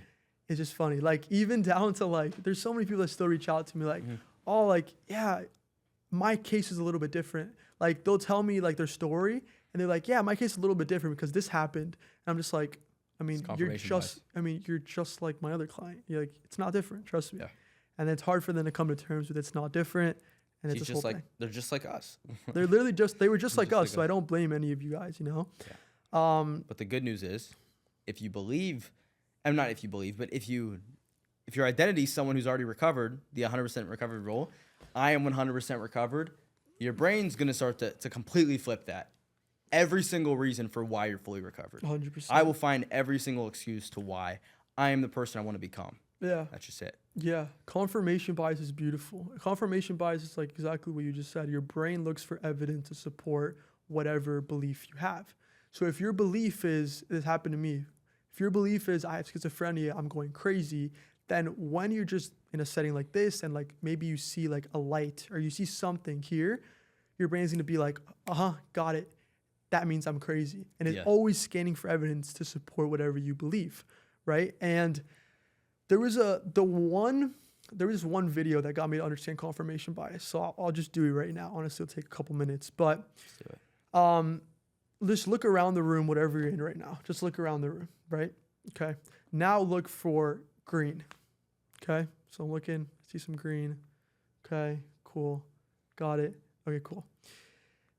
Now, the ideology behind this is that there were things in the room that you just looked around and they might have been kind of green, but because you were looking for green, you just labeled it as green. For example, there's like a vase back there that's like barely green, but because I was looking for green, I kind of labeled that as green, you know, whether it's like blue, if you're looking out in the room, whatever you're looking for, you're going to get that, right? Yeah. So there was like Tony Robbins did this exercise himself. I'm sure he did it in a different way, but it's very similar. Like right now, if you look for red, okay, cool. Like there's that, cool. But like that's kind of red. So I'll label that as red. You know, so whatever you look for is where you're gonna get. And he has a very famous quote that I quote all the time: "Is you don't experience life, you experience the life you focused on." If you're always focused on, I'm broken, I'm going crazy, you're always going to get that input. They're always going to get that output, right? But if you all of a sudden flip the script and you start telling yourself, I am 100% recovered, anything I feel is just a lingering symptom and it's not worth my attention, Boom. you just change your whole identity. And that's why, like, that right there single-handedly can change so many lives. Like telling yourself, from this day on, I claim I am 100% recovered. Anything I experience, anything I feel from this day on is simply just a lingering symptom. It's not worth my attention. Yeah. Okay? That right there shifts everything for people because you start to realize you don't have DPDR, right? That's not you. You're just experiencing it. But you're 100% recovered now. Anything you experience is just a lingering symptom. Yeah. Okay? Make today the day. Huh? Make today the day. Make today the day. Right now. Right now. You're recovered. That's it. And that's what I do with all my clients. Day one, this is so powerful, guys. If you understand this concept, the first thing when you open up my course is congrats, you are 100% recovered. Because that's all it is. Subconscious reprogramming through confirmation bias. Instantly. And it's a pretty deep topic if you're stuck in DPDR, but it's good to bring it up anyways. But one thing I do want to bring up, because I feel like where so many people go wrong, and it's no one's fault except the traditional system, is therapy. I think that therapy has single-handedly ruined so many lives of people that have experienced DPDR. This is just DPDR, by the way. Like, how many people come to you, Nick, that are just like, they've been through therapy already, they've tried it, and it doesn't work? Over 90%. Like, if you give me 100 people, over 90 of those people have tried therapy, probably tried 5 different therapists, and every single one tells you didn't fix it. And I'd even be the one to say therapy can make it so much worse. I tried therapy, several times. I tried a bunch of different things, and talking about it, guess what happens when you talk about it? When you go to sit down with a therapist, sure, like talking about your life experience. How do you feel? Like when you say to a therapist, how are you feeling? And then you just go ramble on and on about how it's you're the same feeling. conversation every time. Confirmation bias works every single time. It's going to say, you have this thing. The therapist is going to tell you that you have, if they even know what depersonalization is, because that's another thing. Yeah, but that's it's just you so have it, common. It's so common. Over 90% of my clients, the same exact thing. Yeah. And the worst part is a lot of them have been stuck in it for many years, and they go bouncing around therapists and therapists. Yeah, the first guy said he didn't even know what DPDR was. I've heard that so many times when my clients tell me they didn't even know what DPDR was. And if they did know what it was, they're just like, oh yeah, it's just anxiety. And they just label it as anxiety. And it's just, and then we can go to doctors too. Doctors, obviously a lot of people have gone through therapists, doctors, and they're still stuck, right? The truth is they are just not qualified because they don't know about DPDR. They've only, if on the off chance that they've heard about it, on the off chance that they studied it, which is so rare, they're learning from a book. You can't explain DPDR in words. So how are you going to explain to someone else, if you've never been through it, how to overcome this? You can't. And one of the worst things about therapy, in my opinion, is that there's no action plan. Yeah, you can talk about it for an hour, right? Or you can do EMDR, or you can do any other type of therapy, but there's no action plan after the session, right? That's why I don't do any sessions. I don't believe in sessions. That's not how I function. All the actions are towards trying to recover, and that's something I don't even think we mentioned. You can't try to recover. So when a therapist tells you to do something, 99% of the time, it's a grounding technique. It's something that's very, very, I need to recover focused.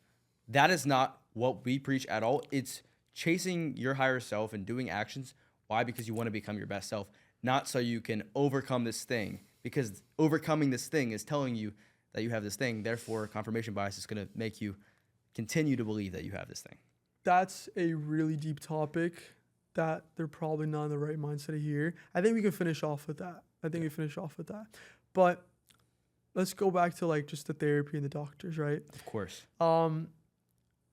It's just, it hurts me. It hurts me that like so many millions of people at this point have gone to therapists, have gone to their most trusted doctor, right? Doctors or whatever. Like in our heads are like this doctor, you know? Yeah. But they don't know DPDR. Like, how can you expect a doctor to help you with something so specific? Okay. It's like expecting a veterinarian to do human surgery. It's different animals, different beasts, completely different, right? Like, they can poke you. They know how to use a knife, right? They'll, like, split you open, but they're going to botch you up. Yeah. Right? Because they don't know what they're talking about. There's no other way to say it. They don't know what they're talking about. You know? They've never lived it. They definitely haven't overcame it. And they don't know how to help you. You know, the best they can do is, I don't blame them too. They're just not educated. But I don't blame them because they try to do their best, right? I'm not saying they're malicious. Like, they try to do their best. But expecting them to help you is, like, how could you even do that? You can't. How could you even do that? You can't. It's impossible. Impossible. I've literally yet to this day, I've never heard someone tell me, I went to therapy and it cured my DPDR. Like, he or she told me exactly what to do every single day. It was the perfect action plan. He rewired my brain. It's never happened. It's never happened. I gotta mention ChatGPT too. Oh, People that think ChatGPT, the information you hear from ChatGPT, one is the information isn't emotionally there. So if I wanted to give you, let's say I was Andres' coach or whatever, and I was trying to coach you on how to overcome this thing. The information I give you is not going to be driven based off of actually how you feel, and it's not personalized towards you. And when we say like your higher self, it's with DPDR, it's like you can have one thing that works, but it takes that person's exact case and scenario in their life and the way they feel and how they're feeling and responding. Yeah, and you that's can't why do that with just And that's why it's really tough, like, when people ask me, how do I overcome it? Like, I wish I could tell them. Like, when someone commented on the video, how do I get rid of this? Like, I promise you guys, I wish I could go through the screen and I ask you the right questions and help you, but I can't do that because it doesn't work like that. The best I could do is tell you to watch my content, take action in your life, and be the best version of you, right? I can't even tell you to rewire your brain because you don't even know how to do that. But I can tell you, be the best version of you. That's the best thing I could do because it pushes them to take action, pushes them to actually do something, you know? Speaking about ChatGPT real quick, I used ChatGPT a lot when I was in DPDR, and it's just not great. It's just not great. And it feeds a lot of like... It's terrible. It's not great. But that's why, as you know, I've been working on my own AI for like it's been almost a year now. It's been almost a year now where I set out to create my DPDR.ai. And we're almost there. Like, we're almost so close to being there. I just want to perfect it so much. And when I launch this is going to change the world. So for you guys that don't know, I'm launching an AI, a chat AI, that will essentially guide you through a full entire recovery, personalized to you. And it's going to change everything. Like, it's literally going to change everything. I can't wait for that to drop. So if you're watching this right now, follow my Instagram at DPDR Founder and stay tuned to when that's dropping. But I'm really excited for that. But anyways, let's just go straight into how to overcome DPDR. How to overcome DPDR, okay? I think there's a couple steps to this, okay? I think I wrote something down just to, let me remember. Yeah. Number one is you need to know what DPDR is. If you don't know what DPDR actually is, you're just fighting ghosts. Like, you can't even see what you're doing. You're just fighting ghosts, right? But once you understand that DPDR is simply just a feedback loop, it's a feedback loop of anxiety, it's a feedback loop of the thought habit of DPDR, things start to become a little bit clear, okay? A lot of you guys don't know, so I'm gonna educate you on what DPDR is, okay? Actually, I'm gonna pull out my phone because there's a certain, look, I'm gonna pull it up right now. One sec. how I explained it right here in my course is gold. Okay. Understanding the feedback loop of DPDR. This is everything right here. Okay. Number one is the trigger. Whatever happened that day, whether it was an overwhelm of the nervous system, stress, panic attack, whatever it is, your body went to this disassociative state, right? So DPDR is just a disassociative state that your brain uses when it's too overwhelmed. And how I like to explain it is like, you have a cup right here, right? Your nervous system is this, and it has a tolerance of what it can handle before it explodes, essentially, before it disassociates, right? Whatever it is that triggered you got you to the top of the cup, and then it overflowed.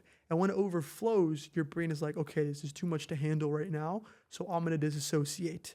And it disassociates, it puts you in the state where you're disassociated from reality, right? Yeah.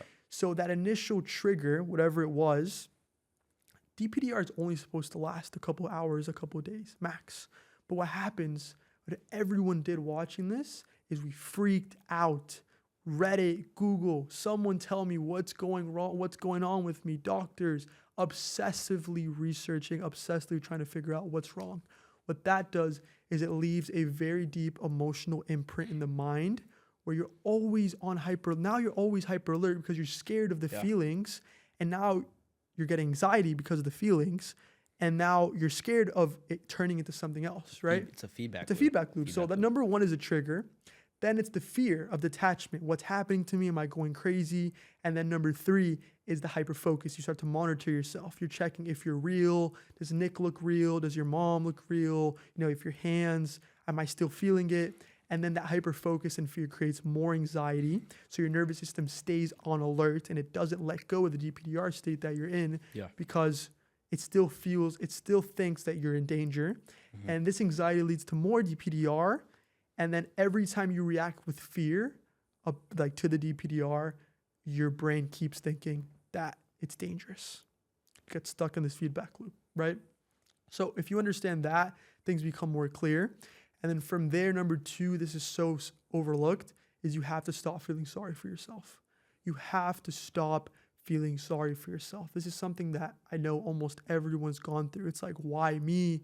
Why do I have to go through this? I'm so I miss my old self. I'm so depressed with my life. You just feel this deep sense of depression. I have something to say about that. Yeah, go ahead. So the fastest way to move on from derealization in general is to find something good out of it. That's the biggest thing is finding, I can say this, you'll never move on from DPDR until you accept that this was the greatest thing that's ever happened to you. That's the way. You have to change how things are happening to you. So when this thing happens to you, you have to find the one thing. For me, I was a complete, degenerate loser, right? Wasting my life away, sleeping in, getting drunk every weekend, just I had no purpose, right? So now I'm actually able to help people. I'm able to, travel, do all these cool things, be able to live life, have fun again, actually be able to live in the present. So for me, it saved my life and it changed my life. And because of that, I'm no longer feeling sorry for myself, for sure. Okay. Yeah, I love that. Finding purpose is important. I said, the purpose should be to become the best version of yourself, to be the highest version of you. That's it. Because you only have one life. This is your moment. If you ever had a moment in your life, look at it like this. The next, whatever you want to call it, tell yourself for the next 30 days, I'm going to give it my all. For the first time in my life, I'm actually going to go all in on something, and I'm going to make it happen. I'm going to stick to all my daily non-negotiables. I'm going to be the best version of me. I'm going to do what I know needs to be done. And you feel empowered by that. And if you actually take action on it, it gives you a sense of purpose. You're looking forward to the next day, to proving that you can be that guy, So that's really important. Yeah. But yeah, stop feeling sorry for yourself. It is literally a blessing in disguise. And of course it's tough to talk about this because a lot of people in that state, you don't feel like it's a blessing at all. Right? We have to talk about that for another 30 minutes. But anyways, oh wait, I had it right here. Where'd it go? Oh, I would just take action. I remember, just take action, right?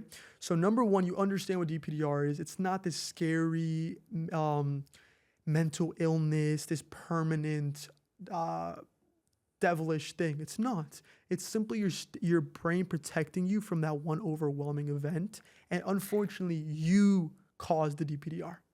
I myself, I'll take responsibility. It was my fault that I went through all those Reddits, that I went through obsessively researching, right? But how could I not? How could I not? Could have you not done that? Yeah. It's like, it's so bizarre that you almost have to do that. But if you hadn't had done that, I promise you, it'd be normal. It'd be normal, right? But we've all done that, right? So that's in the past. It happened, right? Which leads me to my next point. Stop feeling sorry for yourself. You're in this state. You have to fully accept it, right? People preach about like, you have to accept it, live your life, accept it, live your life. Yes, kinda, but accept the fact that this is what you have to go through right now to therefore become the best version of you. Don't go back to your normal life. I hate that misconception. It's the worst misconception ever, that just go back to how you were living. That is horribly lies. Because if I went back to how I was living, I would have been dead. Yeah. Straight up, I would have been dead. A lot of people go back to how they're living. They do normal Never. things again. What does that mean? Normal Never. things is what got you in this state. So why are we repeating history and doing the exact same thing that's going to perpetuate you in this cycle, right? Nothing changes and nothing changes, right? Stop feeling sorry for yourself. You can recover. You will recover. Take action. That's my last one. Take action. Create an action plan on your phone right now. Take action today. Don't wait till tomorrow morning. Do something today, and then you can fully do it tomorrow morning. Yeah. And then keep doing it every single day until your brain rewires. Because neuroplasticity happens through consistency and intensity. Yeah. It doesn't happen in a day or in 2 days. It happens every single day. Yeah. And I have to say, guys, it's about knowing your why at the end of the day. Why are you doing this? It can't only be about yourself. It can't only be about yourself. Look at this cup right here. If I am holding a cup and I'm empty, I'm going through DPDR, I'm suffering, I'm going to have nothing to give to my family, my friends, my wife, whatever it is. I'm going to have nothing to give. But what happens is when you learn to weaponize the struggle, literally look at your DPDR, look at the struggle and say, this didn't happen to me. It happened for me. This was the best thing that's ever happened to me. You're past that identity. You moved on from it. In that moment, you have so much to give to your family, your friends, your sister, whoever it is. You have so much to give, and you have the ability to help other people, to change lives, to do things you never thought was possible. But you have to look at this and say, this was good. This was the greatest thing. And what I think is also extremely important when it comes to recovery is also realizing that life is a mirror at the end of the day.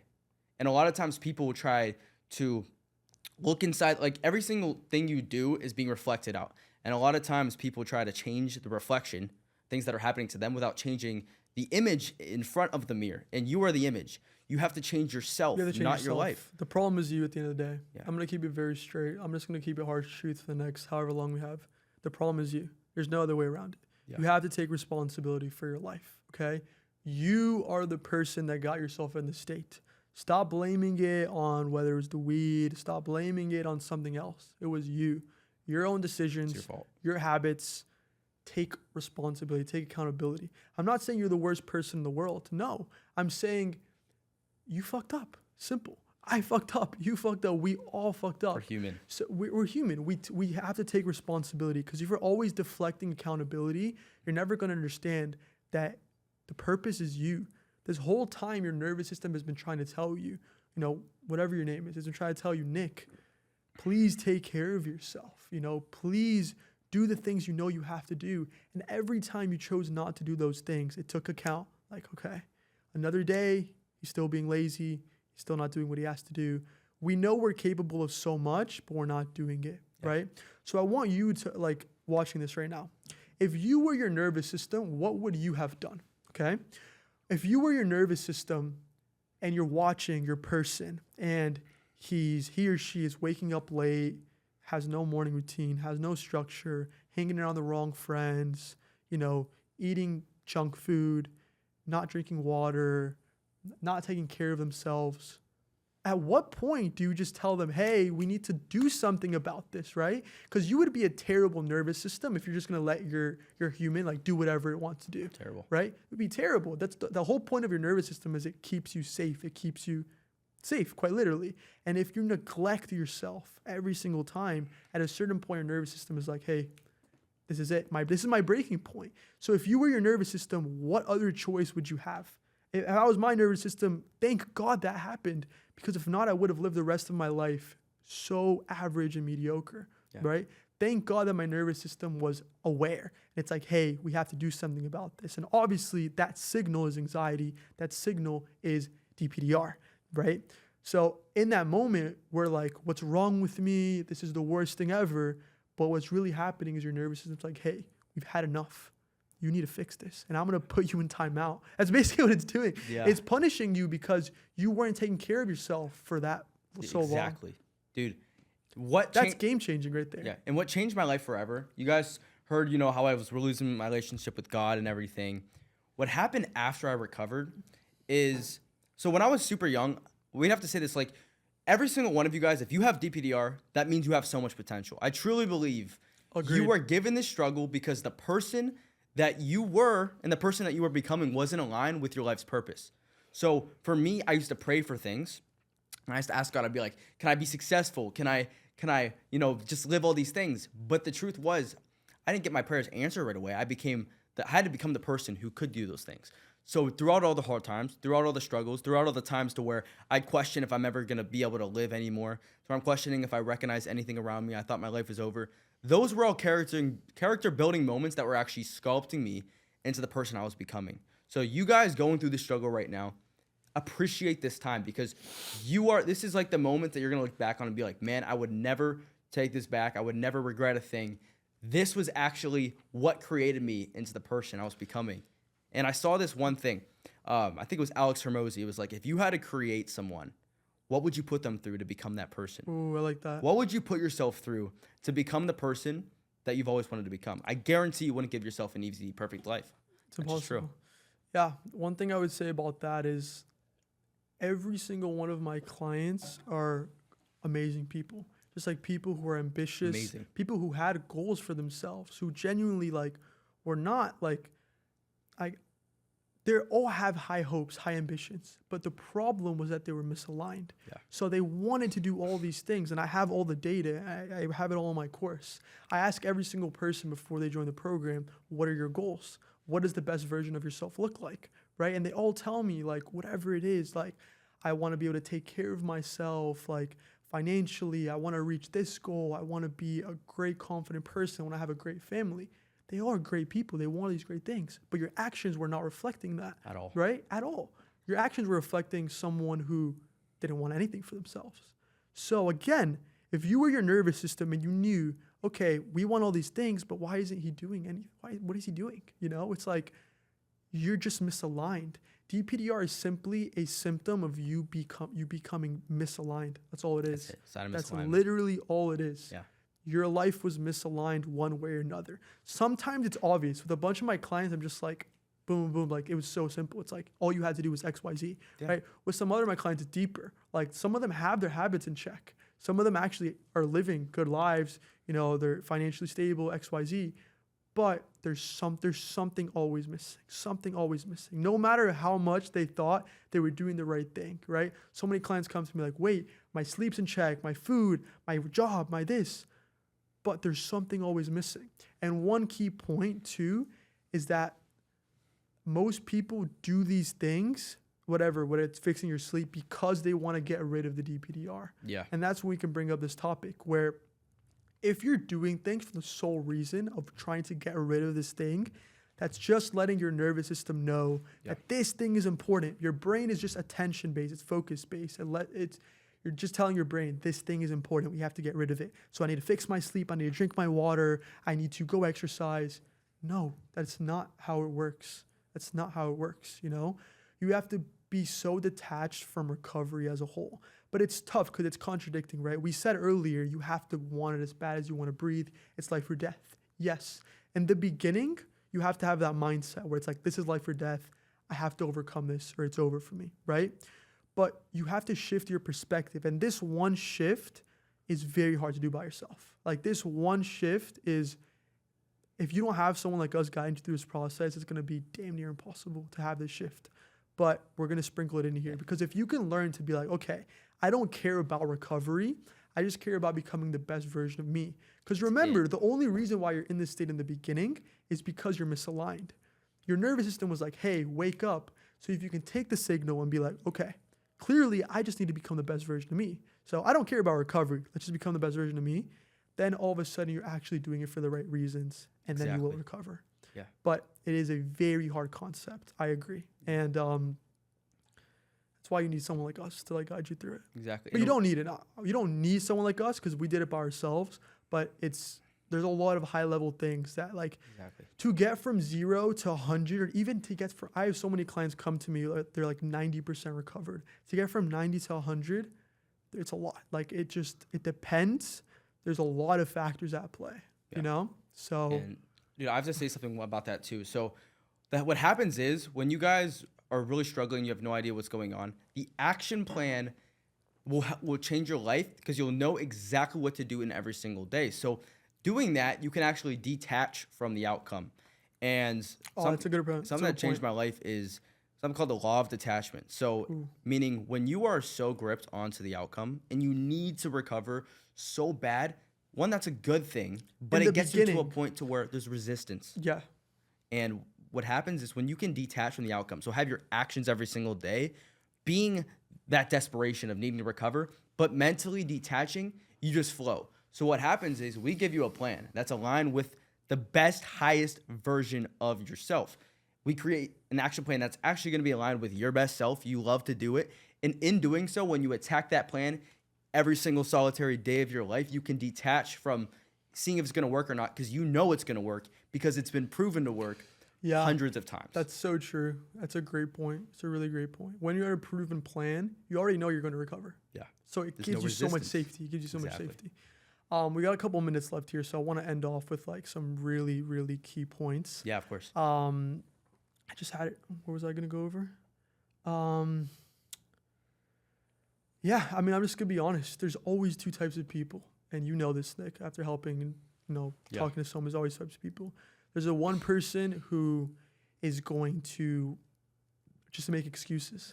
They're going to come up with every reason under the sun why they're special, why they're different, why Nick can recover, why hundreds of my clients can recover, but they can't recover. And they're going to hold on to that as long as they want. Years, their whole life if they want to, right? They're going to think, I'm the special case. They're going to think, yeah, his clients, whatever. Or there's the other type of person who conceptualizes what we're saying, who understands that they need a change in their lives, that understand that they need to be better. They understand their life is on the line. And if they don't do something about this today, you might never get a chance again. Yeah. And they'll take the action necessary. They'll reach out to us. They're going to make it happen. They're going to recover. Simple, right? There's always types of people.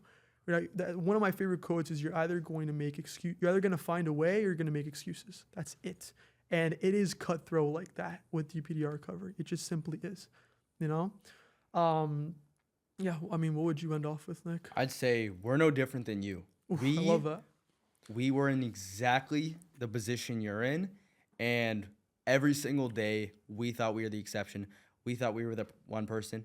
We thought we were the one person who couldn't recover. We were on Reddit. We were reading all these things of all these people. But what changed for us, that will eventually change for you, because I know you're going to make you actually want to make this change. Clearly, if you made it this far in a video, you definitely actually care about yourself. Decide that you are no different. Until you decide that you can do it, you can't, right? If you tell yourself you can't do something, you can't. So never say I can't. And there's one person who will make an excuse for every single reason why they can't, and one person who they find every reason in the world to why they can. And they just find a way. Like there's so many people that come into my program where they just have to find a way. It's not a matter of like if they do it, it's like how they're going to make it happen. Yeah. It's that simple. Yeah. But yeah, I want to end off just by saying like what Nick said. I mean, the first hour of this video, you saw like how emotional I was getting and how like deep I was in that. That I've been through it. I have. Nick and I have both been there. But you saw me switch into coach mode where it's no BS. It's no BS. We don't play games here. This isn't just like, oh yeah, I want to make you feel better. No, I want you to recover. I don't care if I don't care if you take it personal or not. I want the best for you, whoever it is watching this video. And as long as you decide that is life or death and you would rather not live than live another second with this, that's when everything changes. When you get to the turning point of like, today is the day. Today is the day where everything changes for me. I will recover. I like it should hurt. It should fire you up. It should get you angry that there's someone like myself with no coach, not this video, no therapist, no help, no course, no nothing, and I recovered in 5 weeks. Legend. 5 weeks. That should piss you off a little bit and also give you some hope. Yeah. You know, look at my client result. Look at Nick's client results. They've all made it happen, and they were all just like you. They're not special in any sense. Got it. Yeah. They all decided enough was enough. Recovery is a choice. You can choose after watching this if you're going to be stuck with DPDR or if you're going to make a change and actually recover and have a story to tell. And maybe one day you can make a YouTube video helping others. You know, you're going to make it out and you're going to live the best life possible. Yeah. And there's a person who sits there and says, I can't do it. And there's a person who doesn't. And what I can say is it's not about how you recover. It's about the person you have to become. And every single thing you have to do from here on after watching this video, make it reflect your higher self and your recovered you. That's it. Let's do it. I love you guys. I love every single one of you guys. You guys are very special to me because you know what it's like to go through that hell. And everything I said here was with intention, with love, with care, because I love you, because I want the best for you. Take action. Stop feeling sorry for yourself. Make it happen. And text me when you're done. Text me that you recovered, whenever it is. Yeah. Text me. That's All right. awesome. Cool. We're done. Cool.